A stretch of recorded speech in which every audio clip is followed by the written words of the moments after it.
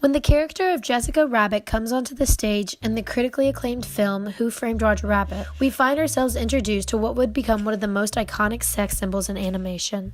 Jessica Rabbit's character was defined by the male gaze, adapting her look from the sultry symbols of the past and creating the now famous exaggerated silhouette Jessica was meant to be stared at. However, she attempts to move past this caricature and proves her true character is more than just sexuality. I'm not bad. I'm just drawn that way. The beauty of Jessica Rabbit is that she isn't the creation of sexuality in animation, but rather the summation of it. The question is, when was this sexuality introduced into the medium? Betty Boop was introduced into the animated world in Dizzy Dishes in 1930. A flapper caricature, she was known for her childlike demeanor and risque style. Betty became an instant sex symbol as she symbolized the nostalgic era of the Jazz Age in a much bleaker Depression era. She was a sexual woman and the first represented as a main character in the medium. Her virtue is often a challenge to the villains of each film, as she tries to stay innocent and carefree. However, animators were unafraid to play with the sexuality of this character in a way that was not often done in live-action film during the time. Much of her style inspiration is controversial to this day.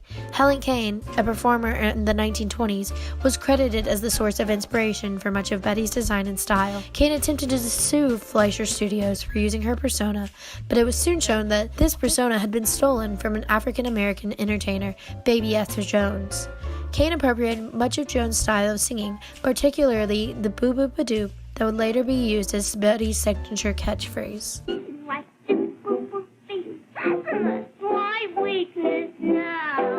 Back in 1934, Betty went through a very distinct change. Now cloaked in conservative clothes and a demure attitude, Betty was now a housewife, a career girl, and everything expected of a post-code woman. These codes eventually led to the downfall of Betty Boop, whose career ended in 1939.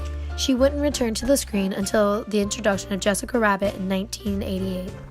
Yeah, what a lucky girl. Women would begin to take smaller roles in the 1940s as the war took over most of the screen, fighting side roles rather than the main roles. An example, Red Hot Riding Hood was one of the most popular shorts by MGM at this time and featured the title character as a sexy nightclub worker. These characters seemed to follow the art style of pin-up women. These models became particularly popular during the war to remind soldiers of the women back home. As the 1950s came, the amount of female characters in animation increased. Innocent, childlike women filled the screen. Most characters, particularly in Disney films, followed the expectations of how women were to be perceived. This contrasted greatly with the more mischievous and playful Looney Tunes films. Did you ever find Bugs Bunny attractive when he'd put on a dress and play a girl bunny? No.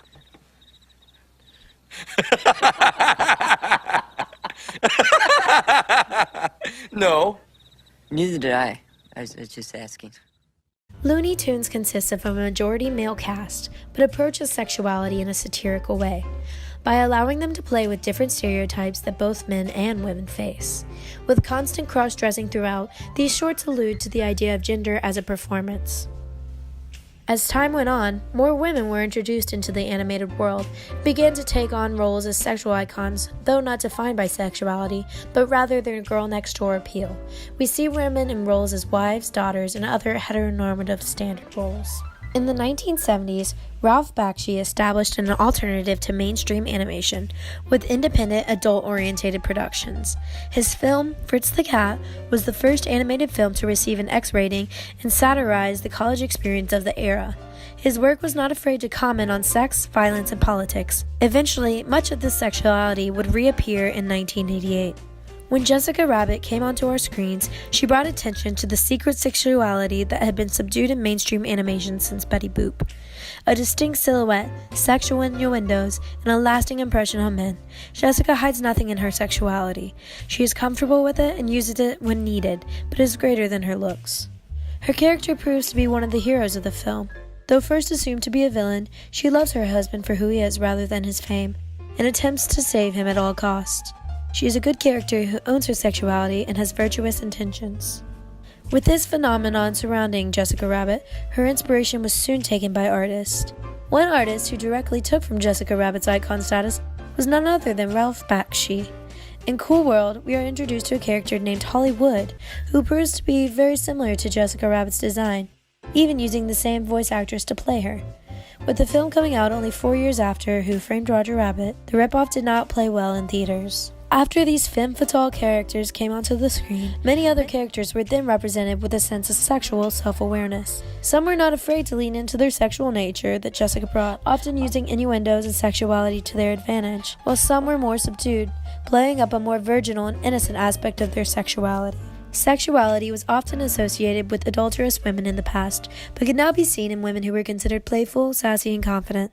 As storytelling became an active part of video games, women began to be represented in interesting ways. Damsels in distress were often considered beautiful and wholesome, in need of rescuing by a male protagonist. When women were the lead characters of early video games, they were shown as strong, independent, and extremely sexualized. Lara Croft in particular has gone through many changes over the years. Her change in particular is a good example of how women's roles in video games are starting to change. They are no longer one-dimensional characters meant to be desired, but now are taking on diverse roles in gaming. It is still not perfect, but there has been much improvement over the past few years. Sexuality began to become commonplace in most animation. Innuendos were heavily used, women characters were heavily sexualized for humor, and this could be found in children's animation as well as in adult cartoons. Today, we started to see a shift in this dynamic. Cartoons such as Steven Universe create a healthy relationship between women and sexuality in a subdued way. The introduction of LGBTQ appearing characters and their relationships allows young audiences to see characters they can relate to so that they might not have seen on the screen 10 years ago. While we still struggle with some aspects of sexuality's representation in animation, we are starting to see a changing shift in how women and their sexuality are represented in this media. It is no longer to appeal to male gaze, but rather to create unique characters created for and by women. Jessica Rabbit was the definition of male gaze sexuality. However, her character redefines this claim. She is strong and kind and ready to help the characters in need. It doesn't matter how beautiful she is or the measurements of her body. She is a character defined by more than that. This character pokes fun at this idea of sexuality and has led to many shifts and changes in the perception of women in animation today.